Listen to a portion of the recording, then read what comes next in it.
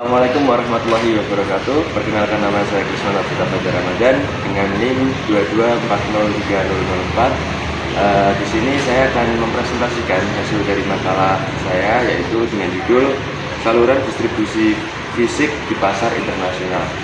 Maka dari itu, untuk pembahasan berikutnya akan kita sampaikan di slide berikut ini.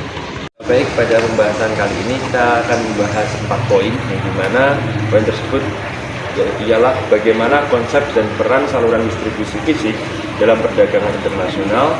Yang kedua, apa saja jenis-jenis saluran distribusi fisik dalam perdagangan internasional. Yang ketiga, bagaimana strategi pemilihan saluran distribusi pasar internasional. Dan yang terakhir, apa saja kendala dan tantangan distribusi pasar internasional. Maka dari itu, simak video ini dengan baik-baik. Kita lanjut ke video berikutnya.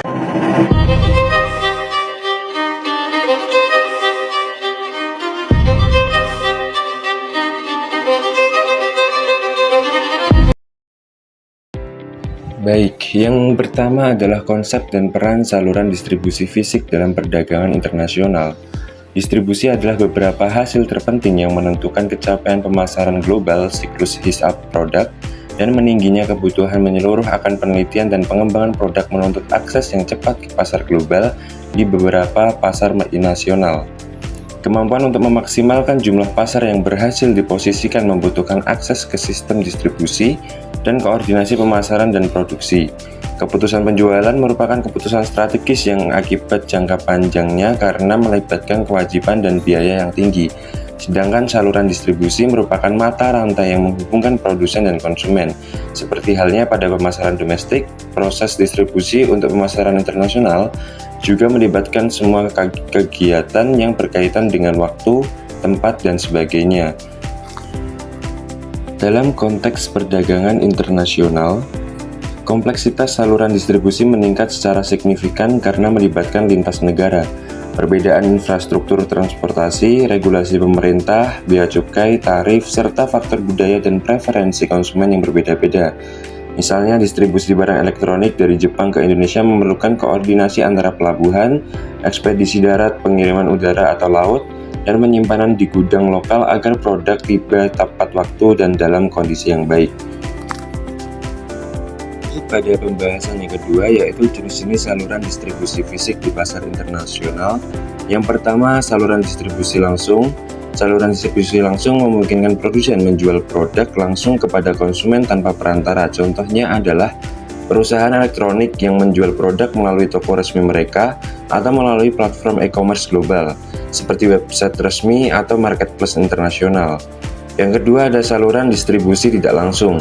Saluran distribusi tidak langsung melibatkan satu atau lebih perantara seperti agen, grosir, dan pengecer yang membantu produsen menjangkau pasar yang lebih luas tanpa harus membangun jaringan distribusi sendiri. Yang ketiga, ada saluran distribusi hibrida. Saluran hibrida menggabungkan elemen saluran langsung dan tidak langsung. Contohnya, produsen sepatu global dapat menjual produk melalui toko resmi milik perusahaan sekaligus melalui jaringan pengecer atau distributor di berbagai negara.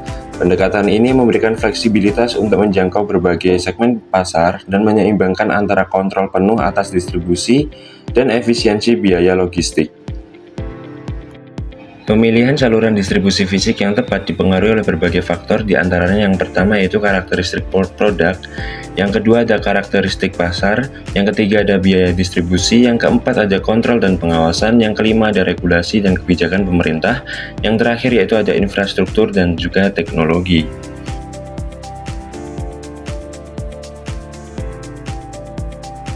Berikutnya ada strategi pemilihan saluran distribusi pasar internasional. Dalam memilih saluran distribusi internasional, perusahaan harus mempertimbangkan karakteristik produk itu sendiri seperti nilai unit, ukuran, keawetan, kompleksitas teknis, dan kebutuhan layanan purna jual. Produk yang bernilai tinggi, berat, dan memerlukan instalasi atau dukungan teknis biasanya lebih cocok menggunakan saluran langsung agar perusahaan dapat mengendalikan kualitas dan pengalaman pelanggan.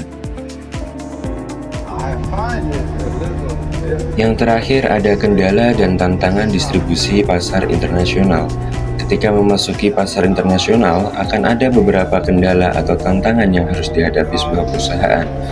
Di antaranya yang pertama ada perbedaan budaya, yang kedua ada perbedaan regulasi dan hukum, yang ketiga ada logistik dan distribusi, yang keempat ada keuangan dan mata uang, yang kelima persaingan yang ketat, yang keenam penyesuaian produk dan harga, yang ketujuh komunikasi dan juga promosi, dan yang terakhir ada manajemen resiko itu sendiri. Baik, sekian pemaparan video yang dapat saya sampaikan. Semoga ilmu yang kita peroleh bermanfaat. Akhirul kalam, wassalamualaikum warahmatullahi wabarakatuh.